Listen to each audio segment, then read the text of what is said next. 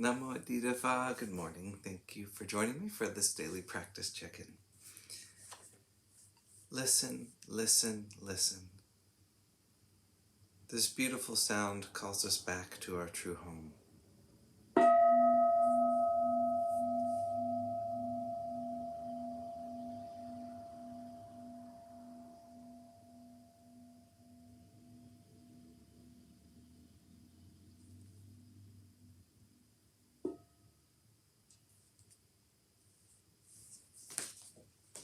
The fifth mindfulness training. Aware of the suffering caused by unmindful consumption, I vow to cultivate good health, both physical and mental, for myself, my family, and my society, by practicing mindful eating, drinking, and consuming. I will ingest only items that preserve peace, well-being, and joy in my body, in my consciousness, and in the collective body and consciousness of my family and society. I'm determined not to use alcohol or any other items that contain toxins, such as certain TV programs, magazines, books, films, and conversations. I'm aware that to damage my body or my consciousness with these poisons is to betray my ancestors, my parents, my society, and future generations. I will work to transform violence, fear, anger, and confusion in myself and in society by practicing a diet for myself and for society. I understand that a proper diet is crucial for self-transformation and the transformation of society.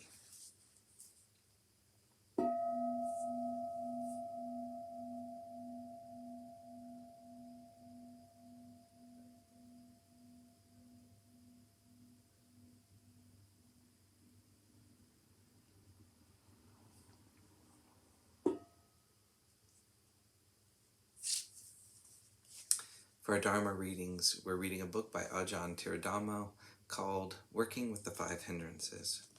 This is a section on calm meditation. The five hindrances are mentioned most frequently in the context of developing calm meditation, samatha kammatthana, especially the deeper levels of concentration, leading to the absorptions, jhana. The absorptions can only be experienced when these hindrances are at least temporarily suspended. This would usually involve some degree of working through them, particularly in their coarse levels, and then using the power of concentration to override their effects.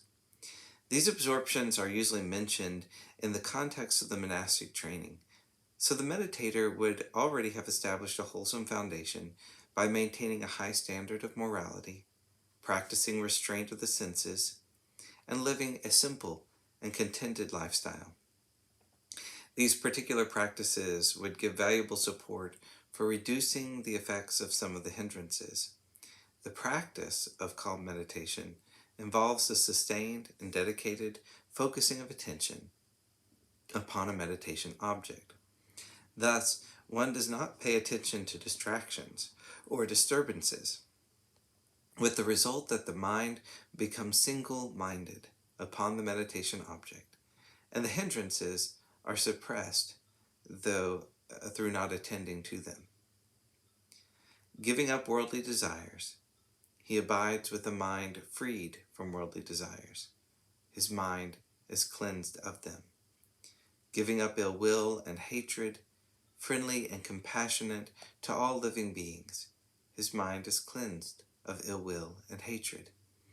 Giving up lethargy and drowsiness, perceiving light, mindful and clearly knowing, his mind is cleansed of lethargy and drowsiness.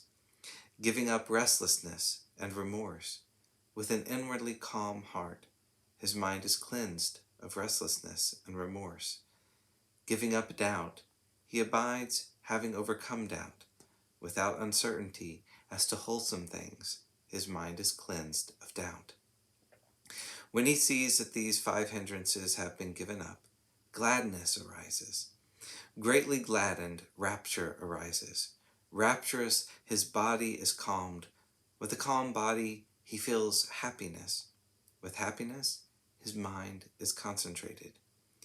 Being thus aloof from sensuality, aloof from unskillful conditions, he enters and abides in the first absorption, which is accompanied by initial and sustained application of mind, with rapture and happiness born of seclusion. And with this rapture and happiness born of seclusion, he fills, suffuses, overflows, and pervades his entire body, so that there is no part which is not untouched by this rapture and happiness born of seclusion. Again, with the cessation of initial and sustained application of mind, he enters and abides in the second absorption, inwardly tranquilized, one-pointed, without initial and sustained application of mind, and with rapture and happiness born of concentration. And with this rapture and happiness born of concentration, he fills, suffuses, overflows, and pervades his entire body, so that there is no part which is not untouched by his rapture and happiness born of concentration.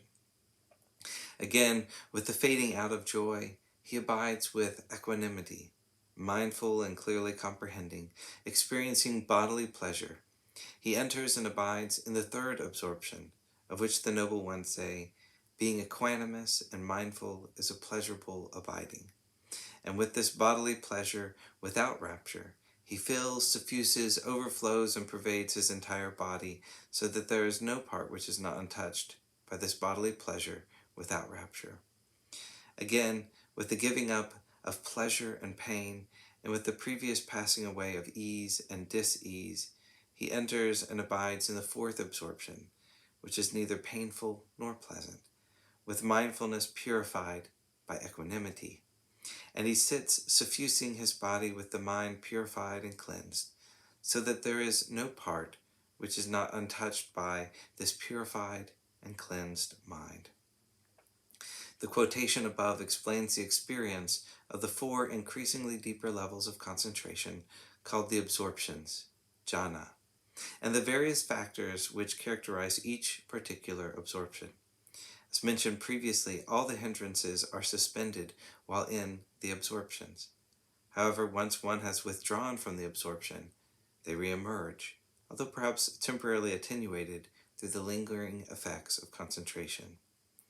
The benefit of developing concentration is to create a calm, clear mental environment where things can be seen as they really are, including the hindrances. With exceptional clarity of mind, the ultimate truth of impermanence, unsatisfactoriness, and not-self is realized, and all defilements of mind, including the hindrances, are permanently uprooted. This process is usually a matter of degrees, the various hindrances being resolved gradually at the different stages of awakening.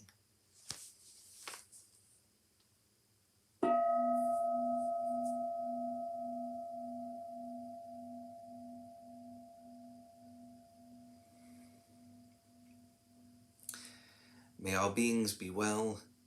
May all beings be happy. May all beings be peaceful. Sadhu, sadhu, sadhu. Thank you for joining me this morning.